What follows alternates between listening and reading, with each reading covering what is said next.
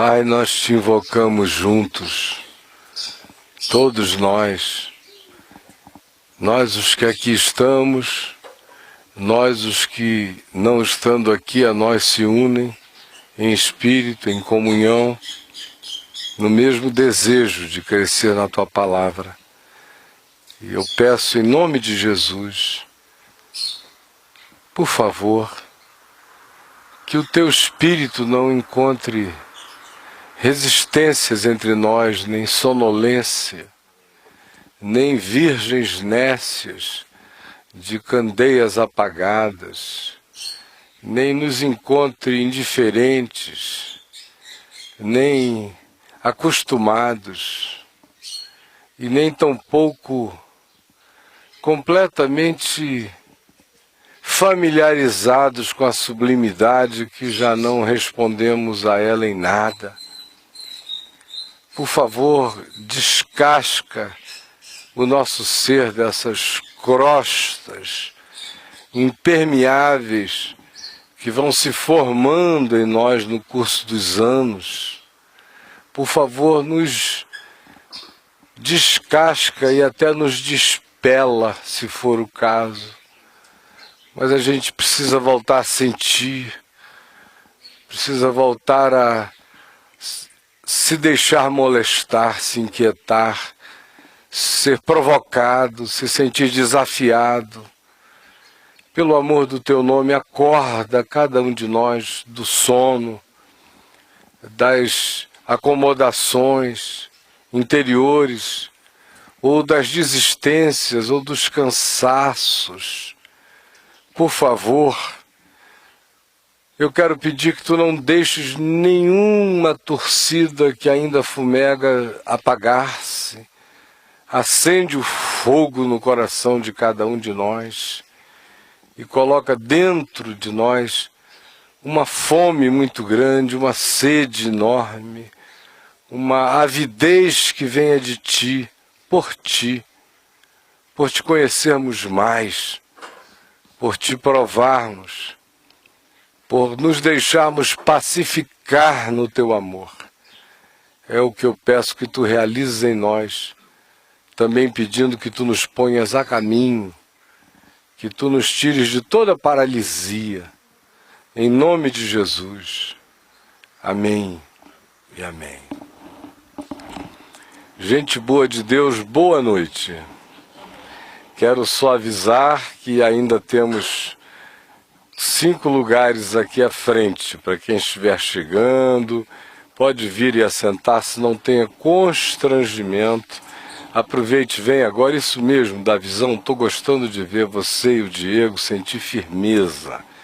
Podem chegar, todos chegando aqui, ó, maravilha. Isso mesmo, tudo bom? Beleza. Muito bom, tem mais um aqui, mais 2 ali. Então, se alguém quiser se sentir assim, com alma diaconal de igreja antiga, se você vir alguém chegando, indique o lugar, por favor, tá bom? Nós estamos dando sequência ao caminho do discípulo. Nós vimos no primeiro bloco o significado da pessoa de Jesus para o discípulo. E que aquilo não podia ser e nem pode ser resultado de cogitação, nem de elucubração, mas apenas de revelação. Se não houver aquela revelação, que não tem nada a ver com a nossa criação cristã, que não tem nada a ver com a gente ter nascido no maior país católico do mundo, que não tem nada a ver com a sua educação protestante, que não tem nada a ver com a cultura do nome de Jesus no ocidente da terra, mas tem a ver exclusivamente com uma experiência interior e existencial e louca, que transcende a todo entendimento, porque a palavra da cruz, segundo Paulo, é de fato loucura. Para quem se perde, ela passa a ser uma compreensão espiritual para quem recebe revelação. Do contrário, ela é escândalo para judeus e loucura para gregos e gentios. E nós vimos que o discípulo só é discípulo de fato quando ele recebe esta revelação, que é inexplicável, que não é doutrinável, que não cabe em nenhum pacote, que transcende a todo entendimento, que é uma aceitação por esmagamento de convicção. É como existir no universo. Ninguém nega e ninguém explica. E o universo ainda é finito, absolutamente finitinho. E cada vez a gente vai descobrindo que ele pode se desdobrar em multiversos, em universos invertidos, em coisas as mais diversas, e tudo isso é finito. E eu não entendo. E os físicos que constroem essas teorias e verificam essas pistas também não entendem. Esbarram sempre no que eles chamam de singularidade absoluta. Mas ninguém se suicida por causa disso, por não entender, porque o fato é tão esmagador, inquestionável e inegável, e o fato sou eu, e o fato é você, e o fato é aqui, e o fato é agora, e o fato é a existência, que mesmo não entendendo esta coisa finita que nos assambarca e nos perplexifica, ainda assim nós não a negamos, porque ela é real para nós. O que se espera de uma genuína experiência com Deus em Jesus é isto. Muito mais que isto, porque nós não estamos lidando com o finito, nem com o categorizável. Nós estamos lidando com o infinito, incategorizável.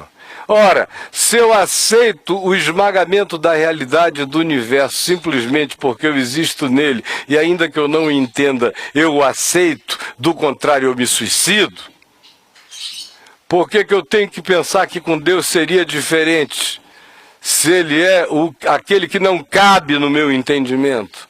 Se Ele é aquele que não é estudável, se Ele não é matéria-prima de nenhuma observação, e que dele o que se possa receber nos vem da fé por revelação, se crermos no que Jesus disse: quem me vê a mim, vê o Pai.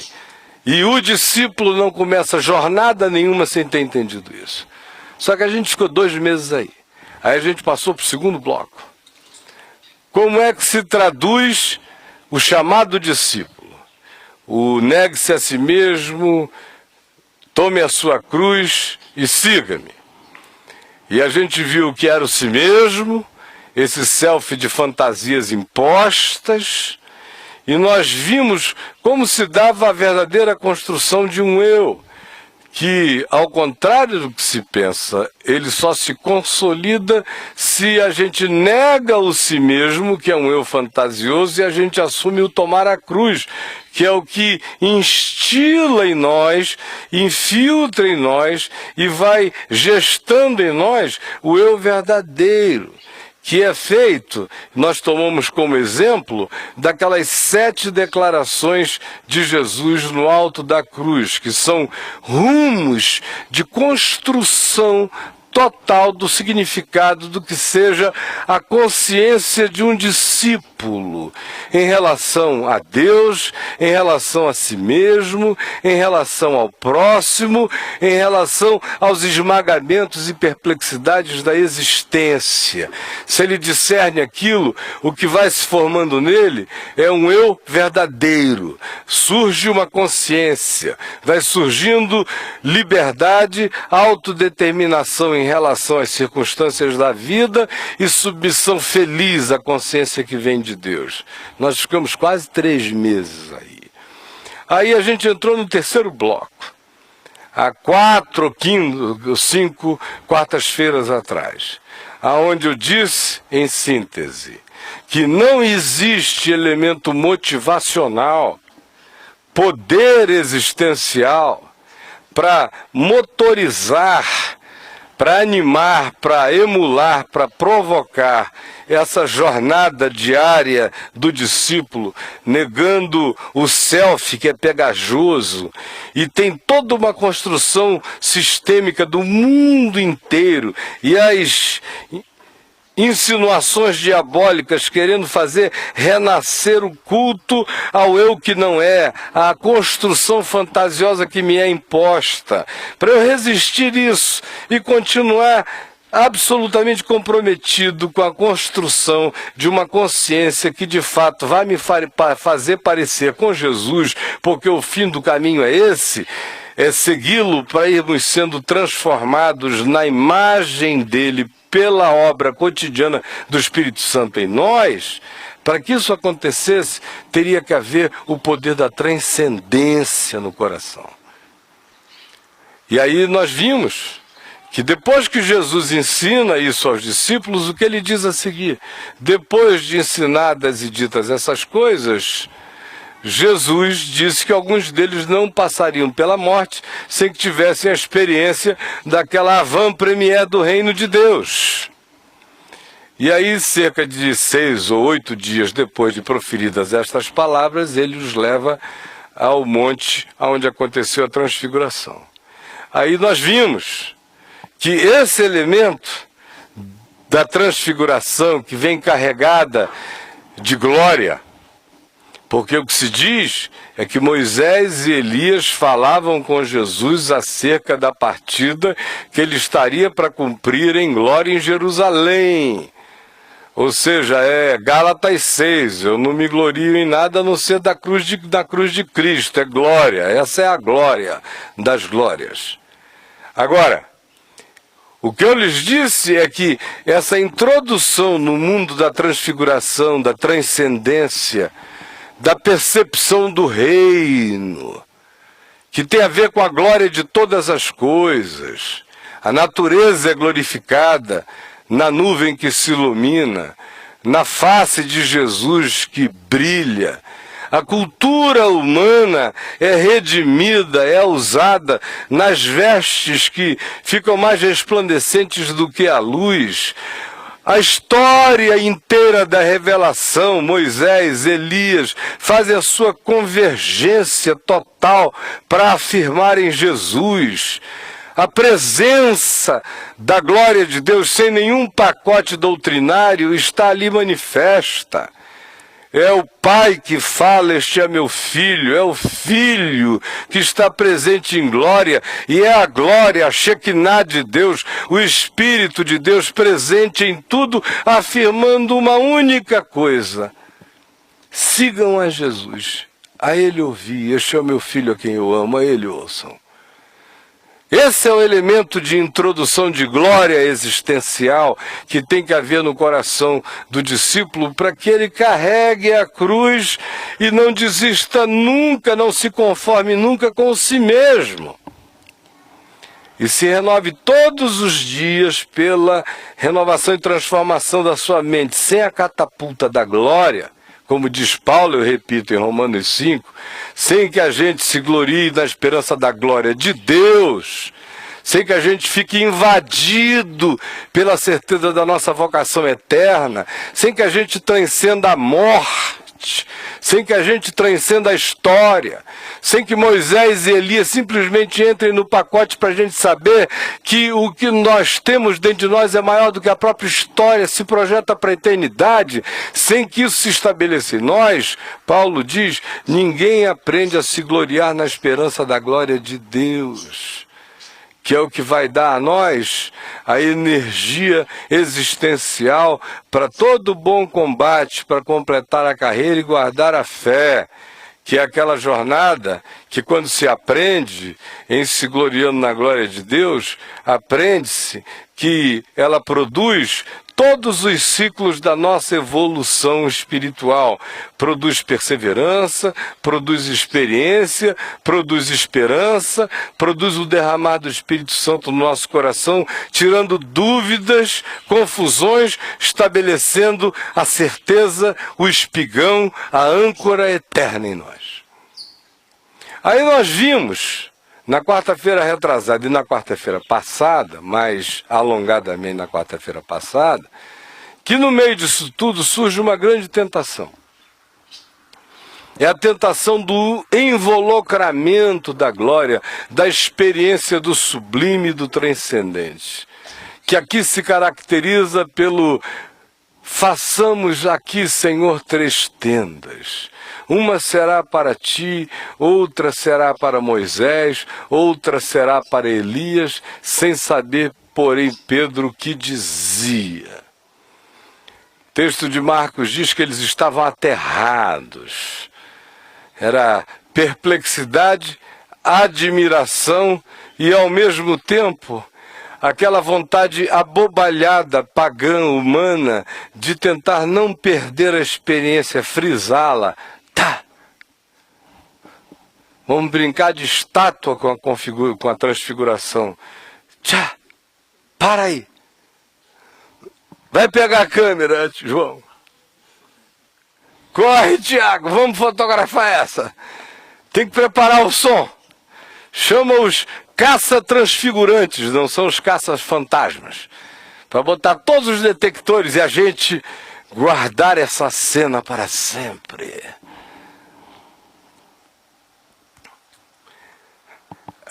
Essa viagem do Façamos as 3 tendas, a gente viu que ela é a grande tentação mental, é o grande projeto mental pagão que nos acompanha sempre, mesmo na experiência da transcendência, da glória e da transfiguração, porque a insegurança humana não quer andar pela fé.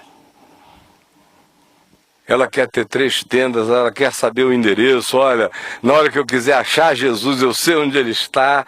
Na hora que eu estiver precisando, quem sabe, de uma consulta veterotestamentária, eu sei onde é a tenda de Moisés. Se eu estiver precisando de uma energia existencial de macheza brutal, estilo Elias, eu sei onde é a tenda de Elias. Agora, andar pela fé, não. Deixar Elias para lá, Moisés para lá, a nuvem para lá. Qualquer coisa para lá e dizer eu tenho tudo, porque eu tenho Jesus. A nuvem está aqui é por causa de Jesus. Moisés está aqui é falando com Jesus. Elias está aqui é falando com Jesus. O Pai, quando fala, diz, este é meu filho. Então o assunto do universo inteiro é Ele. Eu tenho tudo. As coisas vão, as coisas vêm. Se Jesus está em mim, nada do que veio chegou, nada do que se foi, se perdeu, eu tenho tudo. Até isso se instalar na gente é muito difícil, porque só se o justo estiver com a determinação de andar pela fé. Todos os dias. Do contrário, se ficar bom demais, ele já vai dizer, façamos 3 tendas. Se ficar muito bom, ele quer fazer 3 tendas. Ele não quer fazer 3 tendas quando está muito mal. Vamos fazer uma tenda para o diabo, outra para o Belzebu e uma outra aqui para a Pombagira. Não! Vamos fazer uma tenda para o oficial de justiça, uma outra para o juiz que não gosta de mim e uma outra para o promotor que me odeia. Não, ninguém faz. Vamos fazer aqui 3 tendas. Uma será para a amante do meu marido, outra para o meu marido, outra para mim. Não. De jeito nenhum. Nessa hora é uma tenda só e olhe lá. Dependendo do caso, eu fico só e sai todo mundo. Agora, se tiver tudo muito bem, vamos fazer 3 tendas. Não vamos mexer, não vamos mexer. Porque parece que a gente vai perder a glória. Vai evaporar. E a gente tem que manter. Parece que a gente teve alguma coisa a ver com aquela construção. Parece que nós é que ajudamos a produzir com fole a nuvem. Joga purpurina, Tiago. Pelo amor de Deus. Não teve nada a ver comigo, não teve nada a ver contigo, só tem a ver com Jesus. Por que eu vou querer congelar a cena? Ele é incongelável, o meu chamado é para segui-lo, não é para parar em lugar nenhum, fazer tenda em lugar nenhum. Mas a nossa tentação sempre foi e sempre será esta. Vocês viram como todos os movimentos de avivamento espiritual se perderam fazendo 3 tendas? O negócio começa a ficar gostoso, aí já diz assim, tem que cantar aquele hino. Porque o Espírito Santo se manifestou naquele dia, na hora que você estava cantando aquele hino.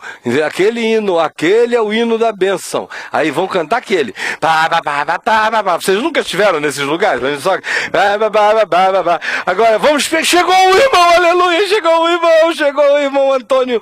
Porque naquele dia, naquela vigília, quando o irmão Antônio disse, ó, que bala boa, veio toda a graça de Deus sobre nós. Chegou, o irmão Antônio chegou, o irmão Antônio, aleluia. Aí vai chegar, o pregador especial é um homem que já abençoou milhares, curou não sei quantos, e sexta-feira estará conosco, e o Senhor fará todas as coisas. Aí vai todo mundo ali, certo de que hoje é o dia, agora, e tem que ser por esse homem, será por este homem.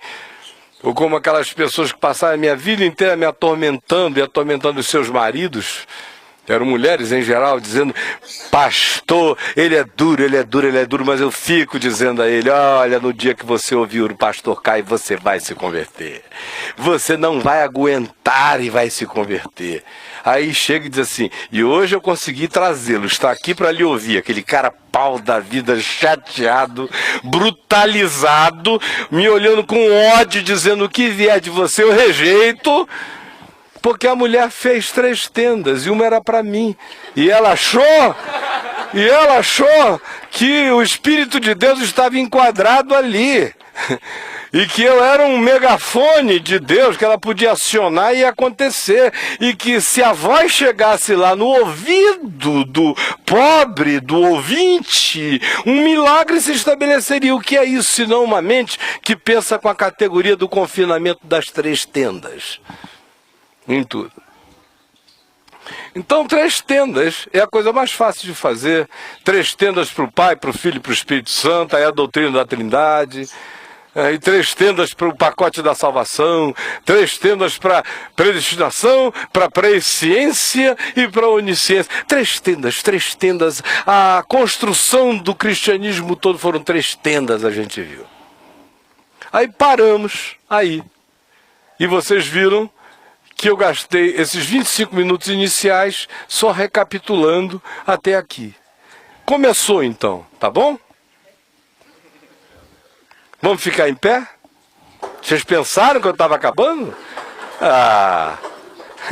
Não me proponham fazer 3 tendas, mas daqui a meia hora a gente termina. Agora, para poder entender bem, tem que não ter esquecido a viagem, do contrário, a gente perde tudo. É como quem acorda no meio da estrada se sentindo abduzido. Meu Deus, perdi meio dia de viagem. A última memória que eu tenho foi de manhã e agora eu estou aqui, não sei nem o que é isso. É você, sem recapitulação. Vamos abrir aqui Mateus, no capítulo 17. Eles já tinham aberto os olhos e visto só Jesus. O verso 9 diz, e descendo eles do monte, ordenou-lhes Jesus, a ninguém conteis a visão até que o Filho do Homem ressuscite de entre os mortos. Mas os discípulos o interrogaram, por que dizem, pois, os escribas ser necessário que Elias venha primeiro? Então Jesus respondeu, de fato, Elias virá e restaurará todas as coisas. Eu, porém, vos declaro que Elias já veio e não o reconheceram, antes fizeram com ele tudo quanto quiseram. Assim também o Filho do Homem há de padecer nas mãos deles. Então os discípulos entenderam que lhes falara a respeito de João Batista.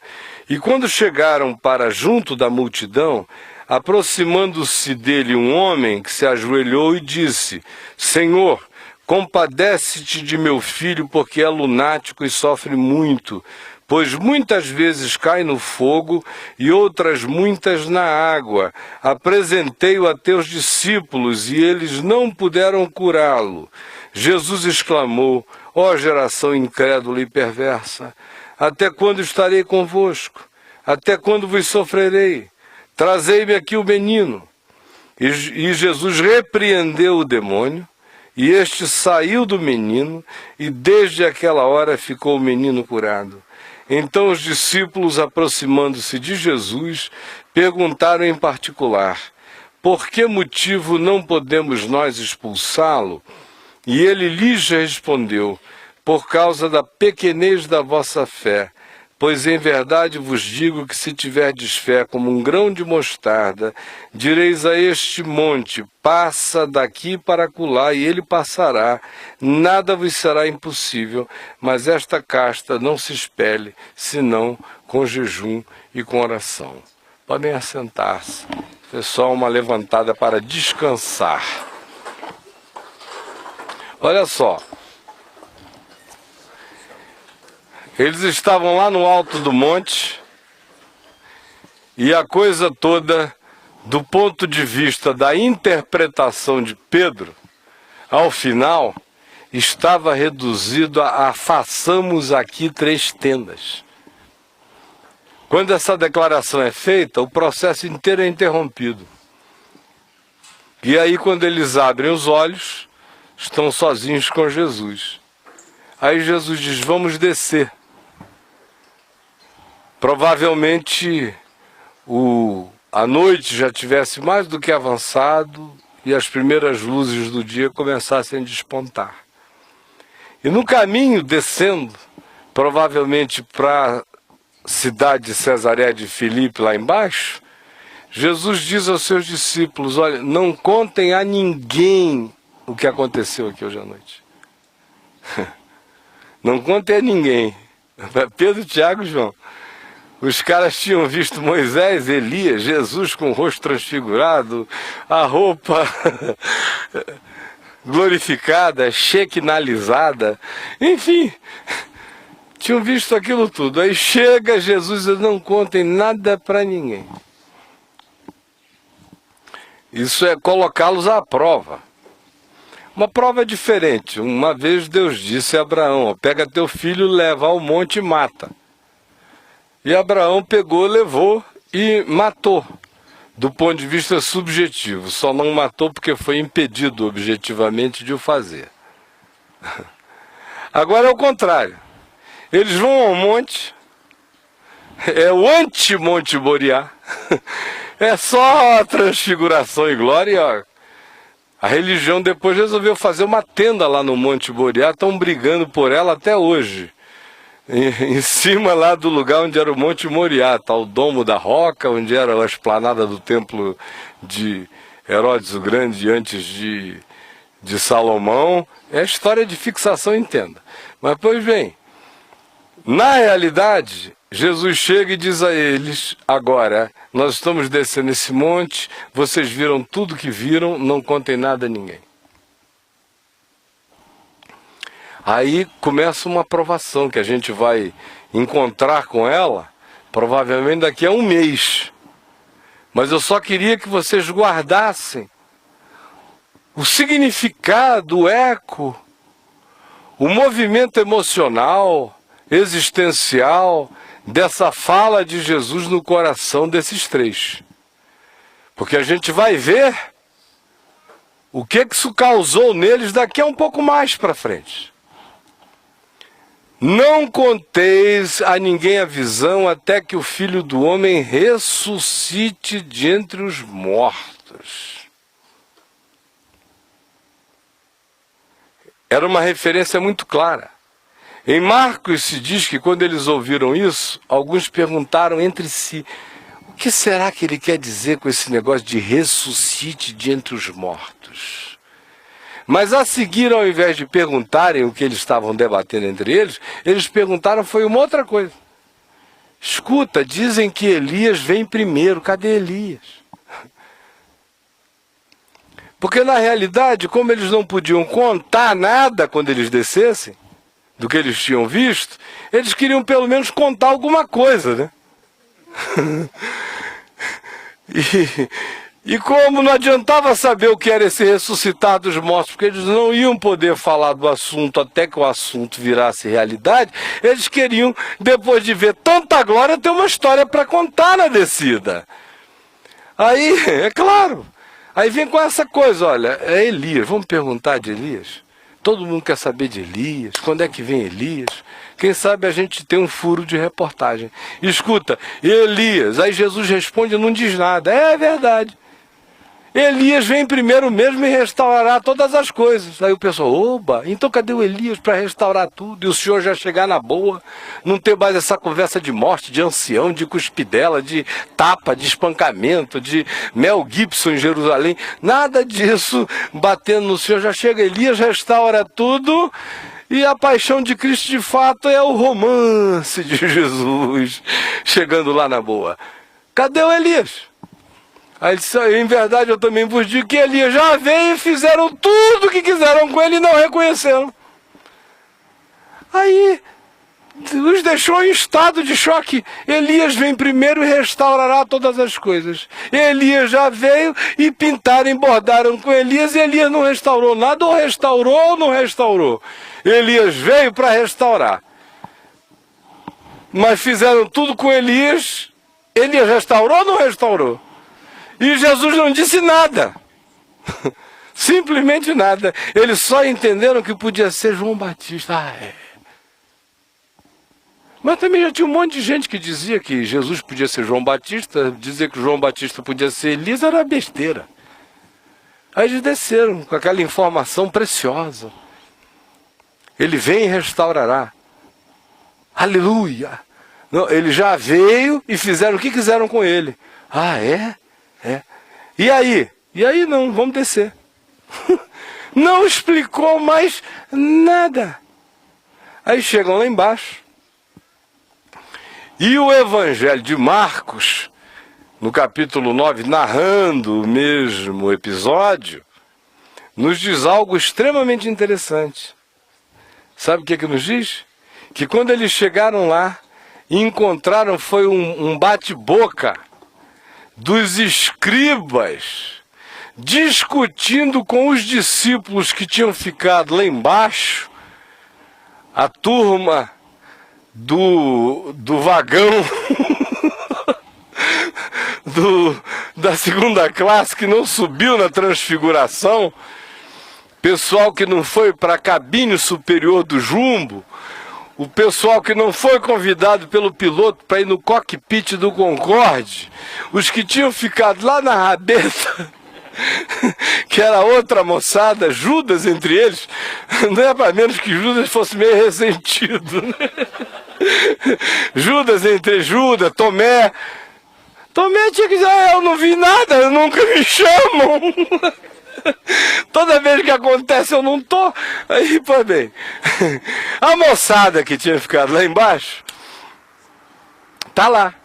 E com eles uns capirotinhos educados, instruídos, elitizados, intelectualizados, chamados escribas. Enchendo a paciência deles, na frente do povo todo. Sabe por quê? Porque eles tinham tentado expulsar um demônio de um garoto, que aqui em Mateus é descrito como lunático, mas a descrição nos três evangelhos é a mesma. Ele era lançado por um espírito, ora na água, ora no fogo. Ele tinha compulsões autodestrutivas, era capaz também de que isso terminasse num surto de expressão aparente de uma epilepsia, de um estado convulsivo. E aí, os discípulos tinham tentado a noite inteira expulsar o demônio desse menino e não conseguiam. Sai, não sai. Sai, não sai. Sai, não sai. Enquanto está aquela moçada lá dizendo, façamos aqui 3 tendas, tinha um outro grupo de irmãos lá embaixo, numa experiência de desfiguração. De desfiguração. E ainda com uma audiência requintada, VIP, de escribas. Se um bando de professor de seminário incrédulo, totalmente, vendo os carinhas ali expulsando o demônio. E o demônio dizendo, não sai não. Aí sai, não sai. Imagina só a conversa dos escribas com esses discípulos. A onda que esses caras estavam tirando. Os ritos que eles estavam propondo. Ah, assim também não tem que fazer o rito do rabino tal. Porque vocês estão pensando que foi Jesus que inaugurou a era de exorcismos no mundo ou em Israel? Pelo amor de Deus! Desde que mundo é mundo, tem exorcismo. Seja ele de luz, seja ele de trevas, seja ele de macumba, seja ele de palavra da vida. Mas as pessoas tentam expulsar coisas e tem gente que ganha dinheiro com isso. Sempre ganhou. É um bom negócio. Quando Jesus expulsou aquele demônio do homem que era gago e que era surdo, e o demônio saindo, o homem passou a ouvir e a falar, e que disseram que ele tinha expulsado demônios pelo poder do maioral dos demônios, que era Belzebu, o que Jesus disse? Ora, se eu estou expulsando demônios pelo poder de Belzebu, por quem os expulsam os vossos filhos? Significando dizer que já há muito em Israel havia pessoas que se dedicavam a tentar libertar pessoas de tormentos espirituais, como acontece em qualquer cultura da terra, da tribo mais primitiva às sociedades mais sofisticadas. E se foi em Nova York, o nome do exorcista hoje é psicanalista ou coisa do gênero, mas é para exorcizar bicho, demônio, da alma, do interior. Então, estão lá eles dizendo, sai! E o demônio não sai, e os escribas fazendo o que quisessem, tirando a onda que desejassem, usando o sarcasmo que pretendessem. O fato é que tinha sido uma noite de duplo tormento. De um lado, o demônio renitente, de outro lado, os escribas opressivos. Aí Jesus vem chegando e vê essa cena. Vem chegando e vê essa cena, e o texto de Marcos diz que é Jesus que vai logo tomando a palavra, porque quando o povo viu, o reconheceu e correu na direção dele.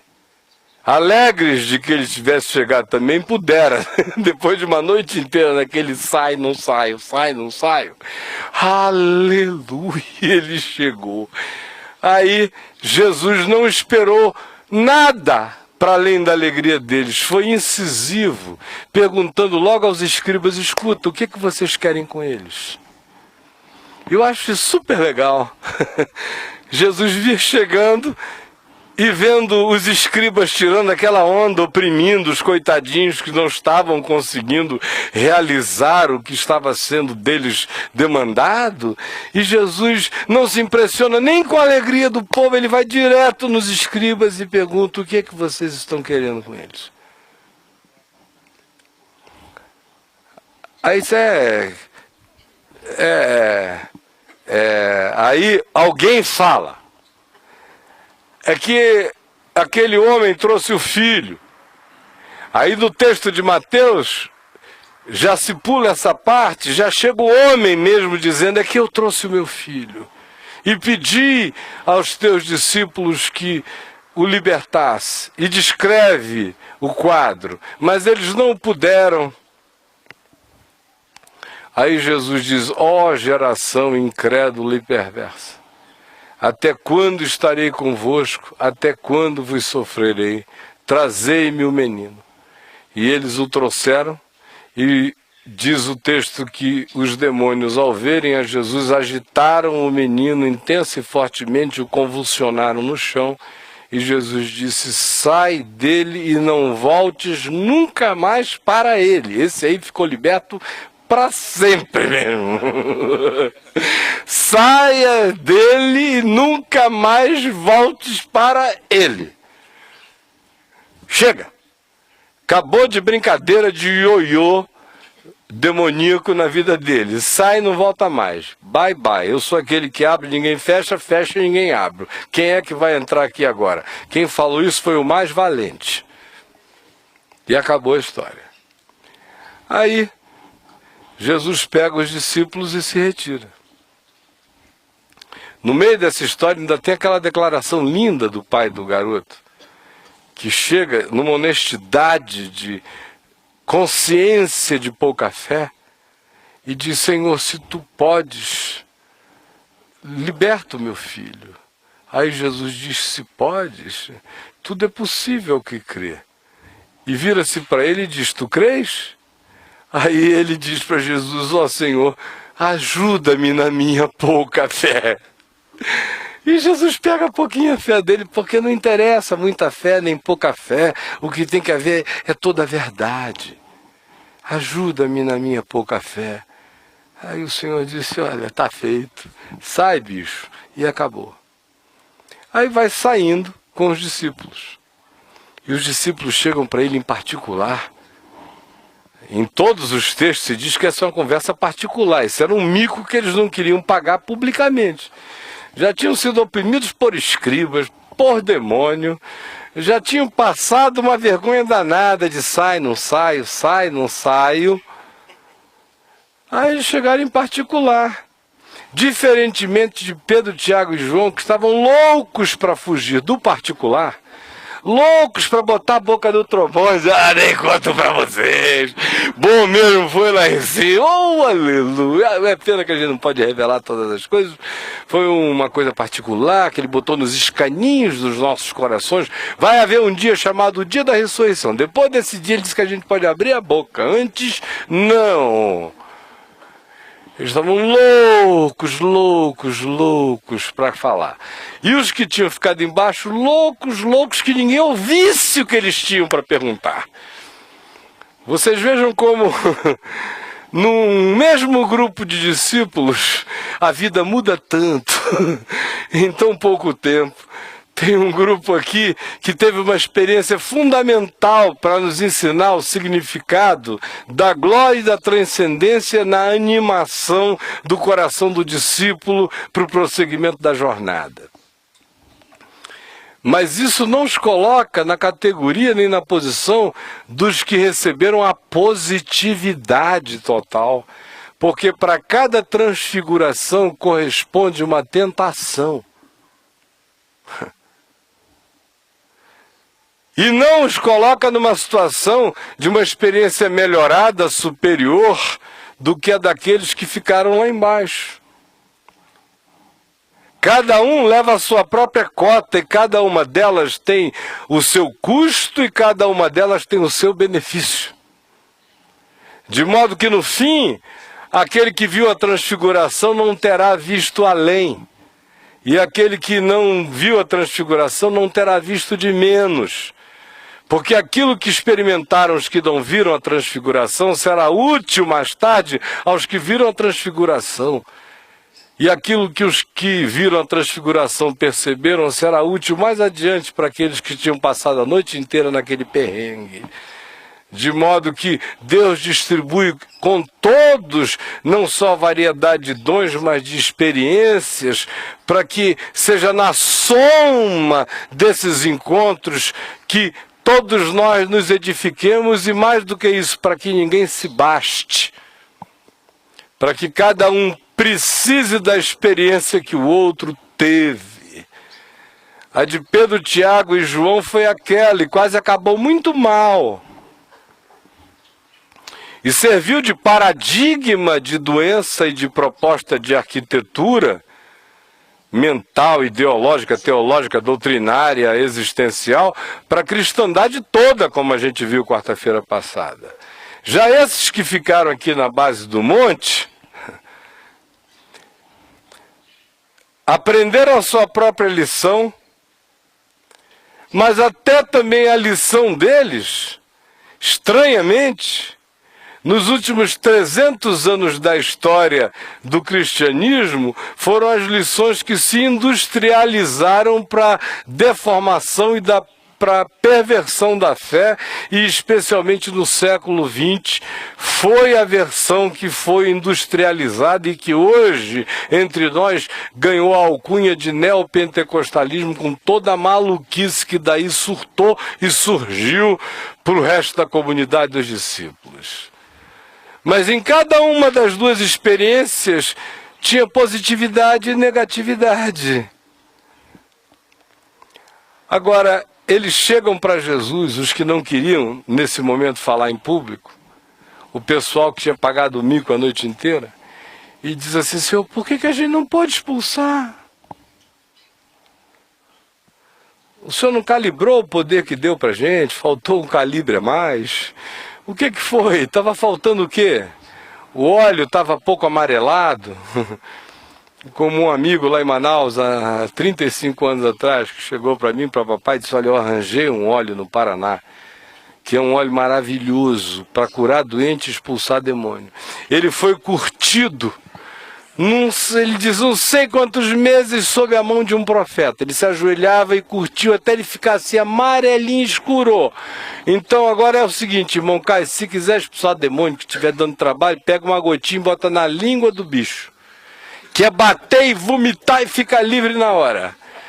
E passa no doente que também. Agora não põe esses olhos assim meio aguados, que não tem muito poder de cura. Tem que ter assim aquela concentração. Vocês vejam como é que macumba de crente é de todo tipo, é piedosa, é não sei o que, é no olhinho, não é no frango nem na cachaça, mas é o óleo preto, que é o mais forte. Mas está presente em tudo. Então chegaram lá eles e disseram: Senhor, mas por quê? Faltou calibre? Faltou o quê? Aí Jesus respondeu a eles e disse a eles que, de fato, aquela tinha sido uma luta renitente, que não tinha acontecido nada por uma razão simples. Por causa da pequenez da fé deles. Por causa da pequenez da vossa fé. E o pobre do homem, que era o pai do garoto possesso, é que chegou com a grande sinceridade de dizer: Senhor, eu não tenho essa fé toda, mas ajuda-me na minha pouca fé. E os discípulos, em momento algum, tiveram coragem de chegar e dizer: Jesus, socorre a gente, porque a nossa fé, ó... Não, ainda foram dizer: por quê? Sabe por quê? Pedro, lá em cima do monte, tinha querido fazer 3 tendas. Isso era uma técnica de contenção de mágica. É a caixa de Pedro, de Pandora de Pedro, com Jesus, Moisés e Elias. Vamos ficar aqui, fechar. Lá embaixo, a questão era igualzinha. Era a sensação de que eles tinham ganho um poder. O simples fato deles andarem com Jesus, agora serem discípulos. Siga-me, sigo sim, vamos lá. A gente já sabe quem é o Senhor, concordamos com Pedro. O Senhor é o Cristo, Filho do Deus vivo, tudo mais. Vamos lá. É pensar que essa coisa está contida. Pedro, Tiago e João pensavam que podiam aprisionar numa tenda. Esses outros pensaram que eles eram os portadores. Mas é tudo a mesma ideia pagã. Aí chegam e perguntam, e Jesus diz: foi por causa da pequenez da vossa fé. Lá em cima Pedro queria fazer 3 tendas por causa da pequenez da fé, que não acreditava que quem tem Jesus tem tudo. Aqui embaixo é a pequenez da fé, que pensa que quem andou com Jesus, ouviu falar de Jesus, aprendeu com Jesus, viu alguma coisa, aprendeu a técnica. Mas não necessariamente tem a ver com fé. Aí ele chega e diz: foi por causa da pequenez da vossa fé. Mas eu vos digo que essa casta não sai senão com jejum e oração. Aí a gente fica logo pensando naquela casta do demônio que deixava o garoto cair na água, no fogo, não sai senão com jejum e oração. Ora, como é assim, se Jesus disse que o demônio só não saiu por causa da pequenez da fé deles?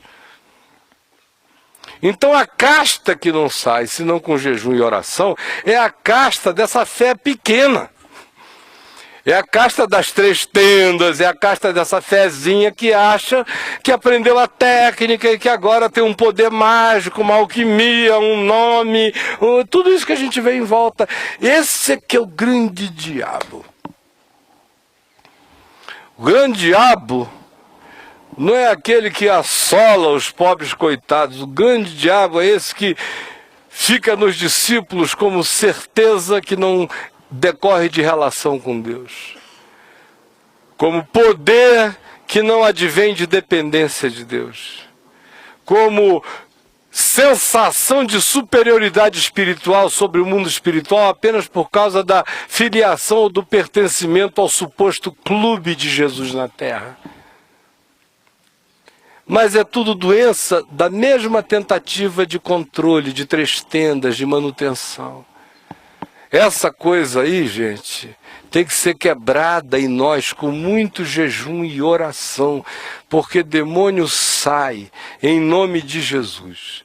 Tem uns que são mais renitentes, às vezes até por falta de sabedoria de quem está lidando no processo. Tem gente que instiga mais o demônio do que liberta o possesso. Essa que é a verdade. Aí daí fica mais demorado. É um burro querendo expulsar um demônio, fica complicada dessa, ninguém se entende, né? Desculpe a brincadeira. Mas foi bem, tem gente que instiga diabo, não liberta processo. O cara já está ficando livre, aí lembra mais uma. Ah, você foi incestuoso com a sua irmã, o diabo te pegou por causa de culpa, aí o cara...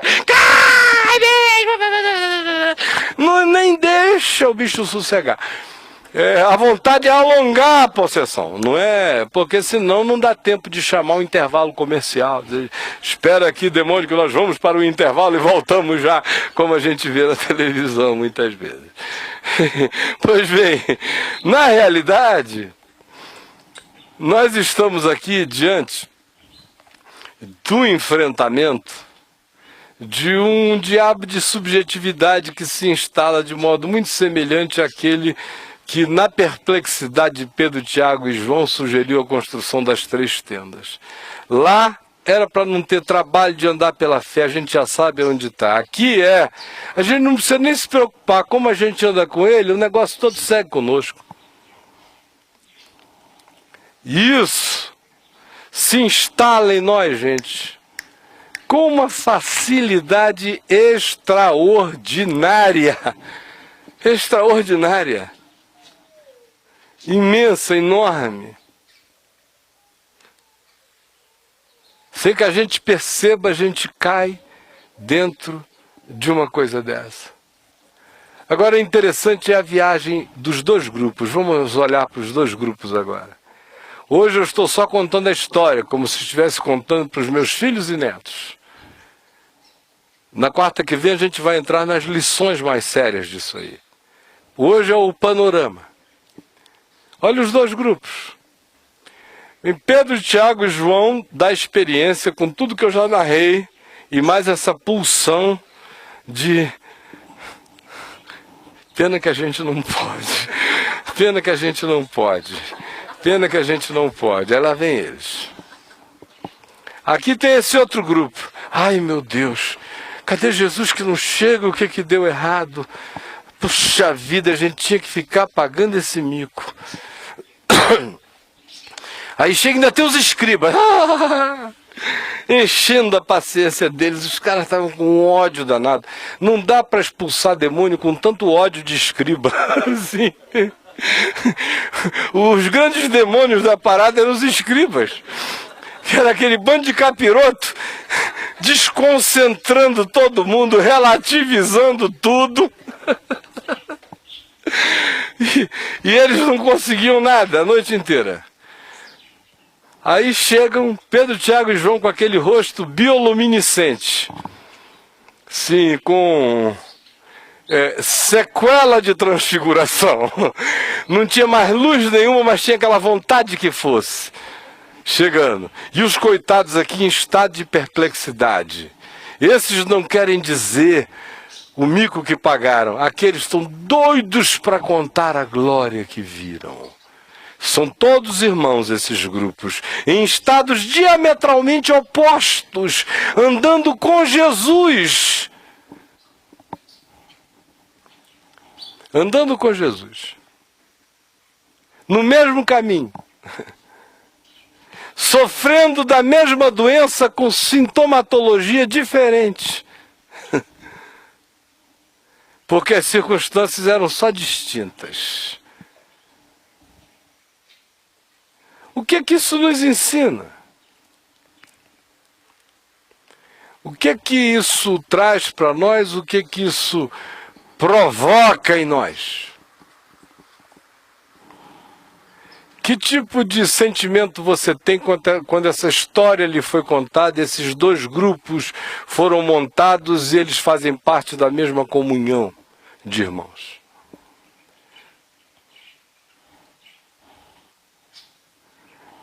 Número 1, isso nos diz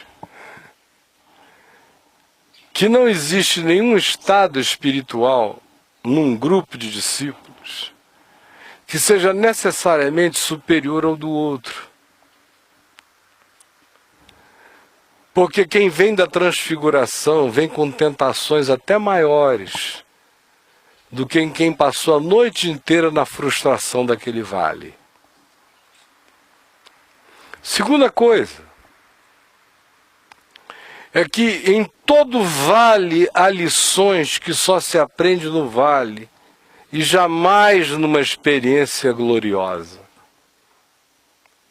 A terceira lição é que existem experiências gloriosas que carregam a sua glória, mas que pela própria manifestação da sua gloriosidade, elas correm o risco de se transformar numa perversão gloriosa dentro de nós, num narcisismo espiritual produzido pelo choque do sublime em nós, que não tenha porventura encontrado em nós a sobriedade que Jesus esforçou a ter, embora eles não tivessem dentro deles. Quero dizer, vocês não vão contar nada para ninguém. Não existe testemunho de transfiguração a dar. Quem dá testemunho de transfiguração se desfigura enquanto conta. É para guardar no coração. Agora, quem tem a coragem de contar sua própria desfiguração, provavelmente se transfigure enquanto confesse. Para cada grande bênção na vida humana, existe uma tentação correspondente. Para toda tentação na vida humana, existe um livramento glorioso correspondente. De modo que trevas e a luz são a mesma coisa. Assim como a montanha da transfiguração e o vale da possessão, no fim, ambos, juntos e somados, vão contribuir para o bem daqueles que amam a Deus.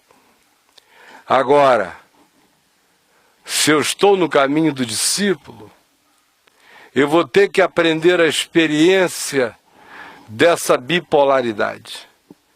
Eu vou ter que aprender a experiência da glória e eu vou ter que aprender a experiência da impotência. Eu vou ter que aprender a lidar com Moisés e Elias sem ficar perplexificado. E vou ter que aprender a lidar com demônios sem achar que o poder é meu. Continua a ser tudo graça e poder de Deus.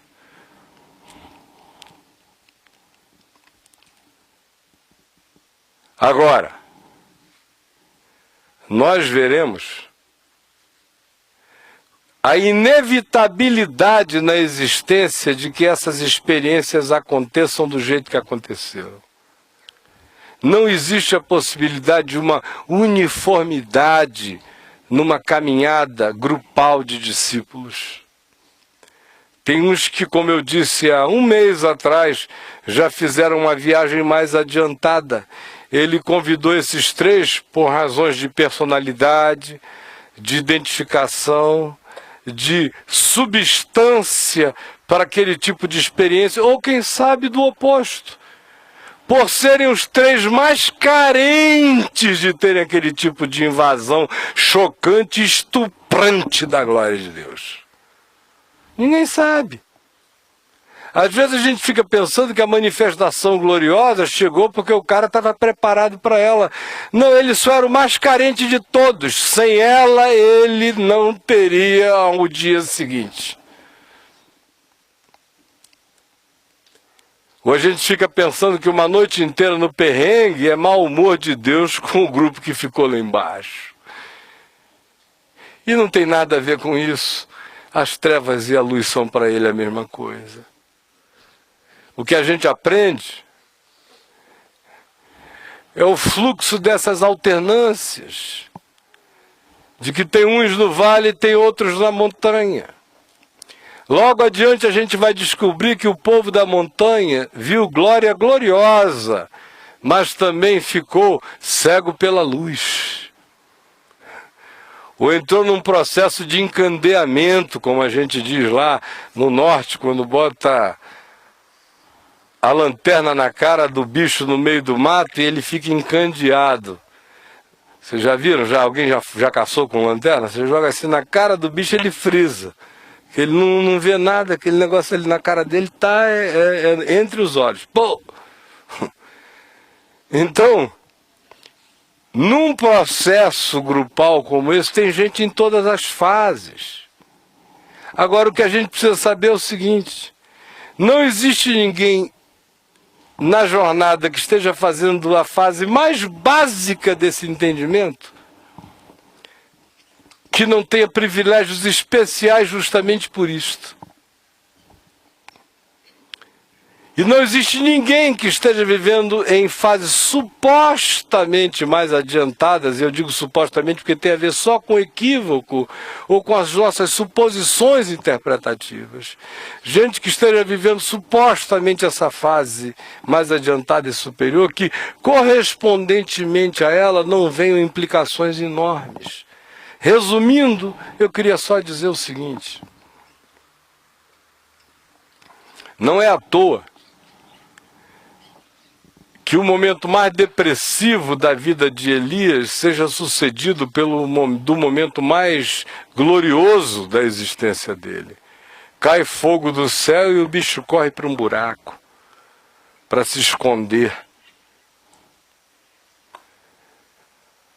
Mais do que isso, se a gente observar na experiência existencial narrada na Bíblia, a gente vê com regularidade que, correspondentemente a grandes picos de percepção, surgem momentos abismais, estranhos e aparentemente paradoxais, mas que eu lhes digo, são justamente nesses momentos em que as coisas são processadas para o nosso bem.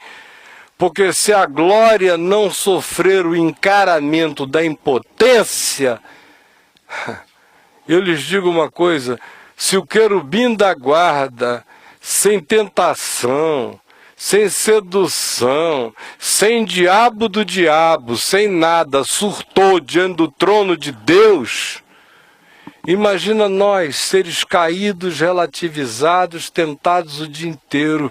Para nós, mais do que nunca, para cada glória e revelação tem que corresponder à experiência de uma impotência. É daí que vem o equilíbrio da nossa salvação, da saúde do nosso caminhar e do nosso andar como discípulos de Jesus.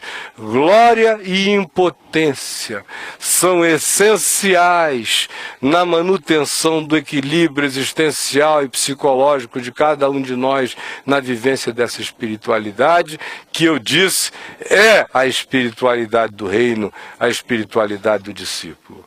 Na quarta-feira que vem, eu quero agora juntar esses pacotes e quero ver e olhar o aspecto da espiritualidade, do caminho do discípulo, como é que esses elementos se juntam, quais são as temáticas que eles se fundem para forjar como um elenco de percepções espirituais que a gente precisa ter na vida enquanto caminha essa jornada que vem da consciência de quem é Jesus para nós mesmos, que se instala como decisão de transformação de vida, de abandonar o self fantasioso, abraçar o eu, que se forja no caráter de Jesus, conforme a cruz. E ir adiante, aprendendo a nos gloriarmos na glória de Deus, para que também aprendamos a nos gloriar nas próprias tribulações. Vem da transfiguração para o vale da impotência. E tudo isso segue uma lógica espiritual que condiz com todo do ensino do Novo Testamento. É por isso que quando eu prego o Evangelho, eu não fico preocupado em ficar dizendo Mateus 3,27, Colossenses 2,18, nem nada disso. Eu quero que vocês entendam o espírito do Novo Testamento. E eu acho que pela misericórdia de Deus a gente vai vendo que as mesmas verdades são apresentadas apenas com cenários diferentes, indicando todas a mesma direção. Na quarta-feira que vem, a gente prossegue. Amém? Vamos ficar em pé então, e ninguém atenda o telefone ali não. Deixa ele tocar até ficar rouco. Parou, graças a Deus. Não, que nada, é insistente. Olha só. Nós ainda estamos nos reunindo aqui em casa, porque nós estamos no processo de regulamentação da utilização da tenda. E a gente espera que logo, logo nós estejamos de volta lá. Não há nenhuma preocupação a esse respeito. E para mim é uma alegria muito grande que nós estejamos reunidos aqui em casa, como foi durante tanto tempo. E eu espero que para vocês também esteja sendo bom e confortável, tá bom? Então, na quarta-feira que vem, nós vamos estar aqui, com a graça de Deus. E eu insisto, com você aqui, com você em casa, onde quer que qualquer pessoa que esteja me vendo agora possa estar tendo esse encontro. Para que vão lá na Vem Ver TV, lá nas reuniões com o Caio, baixem todas essas nossas reuniões gravadas, assistam, internalizem, deixem se formar um corpo, uma consciência em nós, minha gente. Eu quero dizer uma coisa a vocês. Eu sei que rola muita coisa interessante aqui no Caminho da Graça.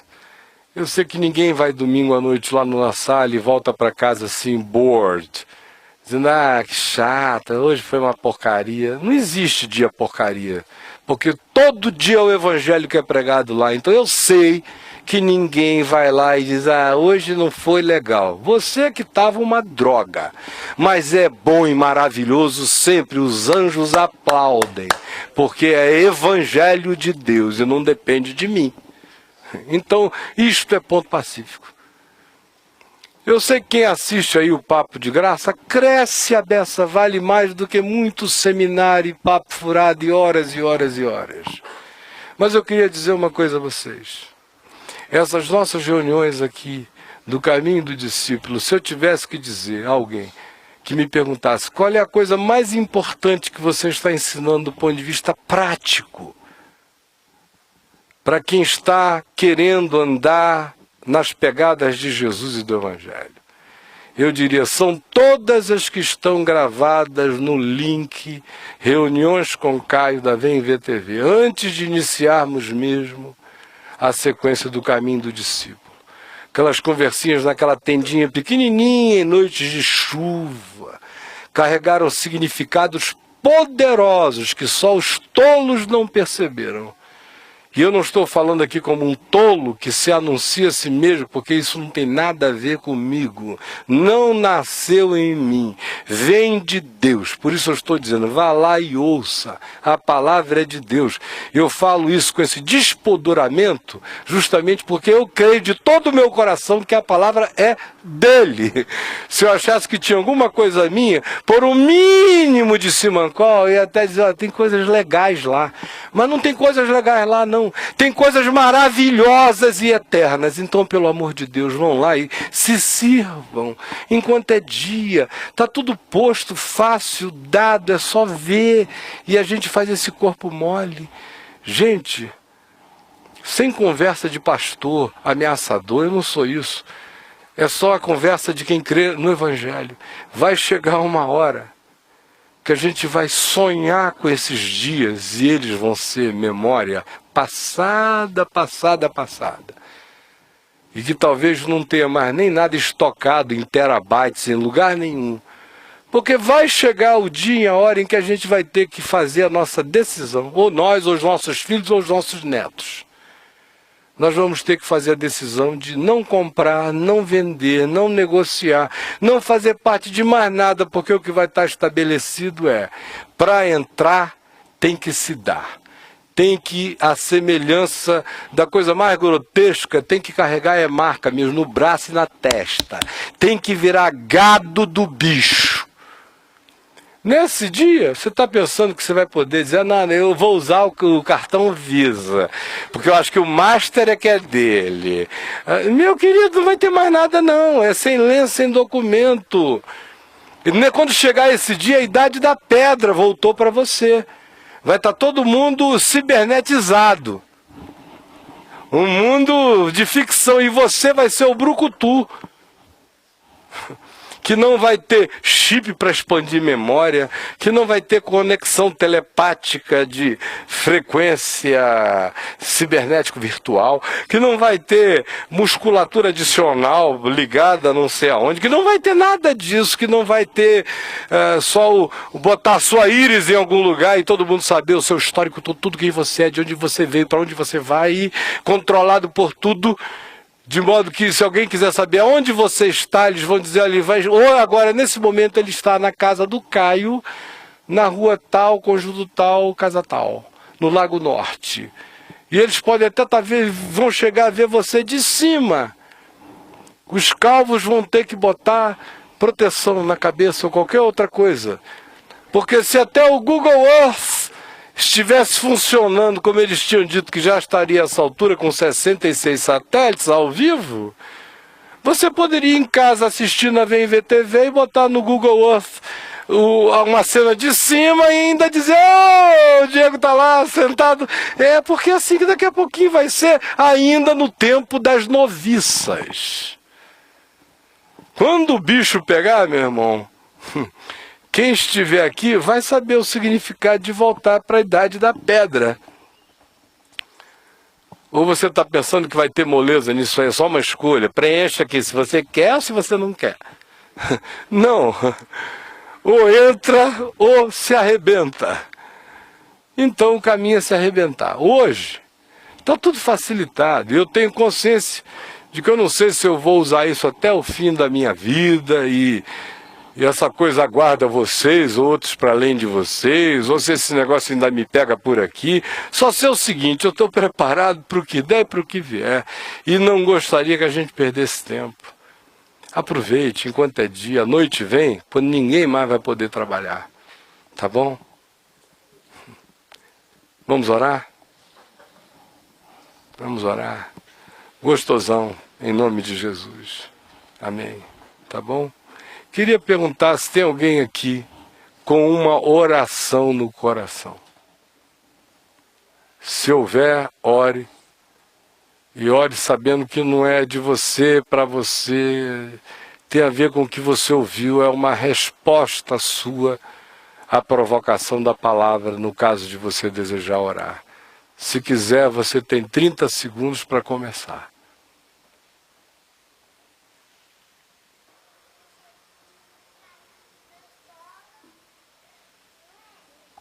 Pai nosso que estás nos céus, santificado seja o teu nome.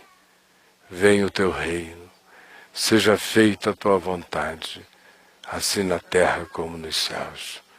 O pão nosso de cada dia nos dá hoje. Perdoa as nossas dívidas, assim como nós perdoamos os nossos devedores, e não nos deixes cair em tentação, mas livra-nos do mal, pois teu é o reino, o poder e a glória para sempre. Amém. Vem sobre nós e inscreve com fogo do Espírito a tua palavra no nosso coração. Em nome de Jesus. Amém.